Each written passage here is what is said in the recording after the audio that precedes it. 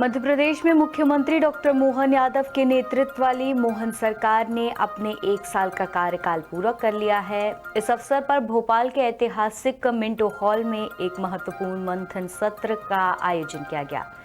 इस सत्र में कई सारे फैसलों पर निर्णय लिया गया। इस सत्र के दौरान राज्य के नगरीय विकास और आवास मंत्री कैलाश विजयवर्गीय ने 2 बड़ी योजनाओं की प्रगति पर सवाल उठाकर सभी का ध्यान अपनी ओर खींच लिया। विजयवर्गीय का कहना था कि शिशु मृत्यु दर यानी इन्फेंट मोर्टेलिटी रेट को लेकर अब तक कोई ठोस सुधार नहीं हुआ है। उन्होंने याद दिलाया कि साल 2003 से साल 2004 में उमा भारती के कार्यकाल से ही इसी तरह के प्रेजेंटेशन और आंकड़े पेश किए जा रहे हैं अफसरों के द्वारा, लेकिन स्थिति में बदलाव नहीं दिख रहा है।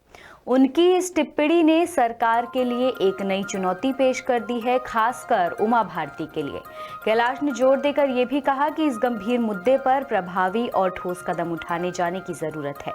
इस पर उप मुख्यमंत्री राजेंद्र शुक्ला का भी बयान आया। उन्होंने कहा कि वे ब्लॉक स्तर पर स्वास्थ्य सेवाओं में सुधार के लिए अस्पतालों के बुनियादी ढांचे पर काम कर रहे हैं।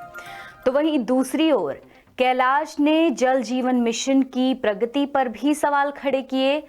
उन्होंने कहा कि इस मिशन की स्थिति अभी भी अपेक्षाओं के अनुरूप नहीं है। जैसा कि हमने देखा कि कई सारे विधायक भी इस मिशन को लेकर कंप्लेन कर रहे थे। अब आपको ये बता दें कि मध्य प्रदेश में प्रति 1000 नवजात पर 46 बच्चों की मौत हो जाती है, जो देश में सबसे ज्यादा है।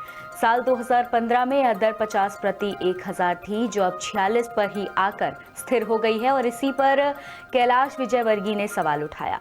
यह संकेत है कि इस दिशा में अभी भी और कदम और सुधार करने की आवश्यकता है। वहीं जैसा कि हमने आपको कल ही बताया कि बैठक में कई बड़े फैसले भी लिए गए, जैसे कि जन्म और मृत्यु प्रमाण पत्र यानी बर्थ और डेथ सर्टिफिकेट के रजिस्ट्रेशन को अब पूरी तरह ऑनलाइन करने की योजना को मंजूरी दी गई। इस नई प्रक्रिया में जन्म और मृत्यु प्रमाण पत्र के लिए आवेदन और वेरिफिकेशन सेल्फ अटेस्टेड होंगे। हालांकि 1 साल के भीतर इन्हें जिला मजिस्ट्रेट या एसडीएम से सत्यापित कराना होगा।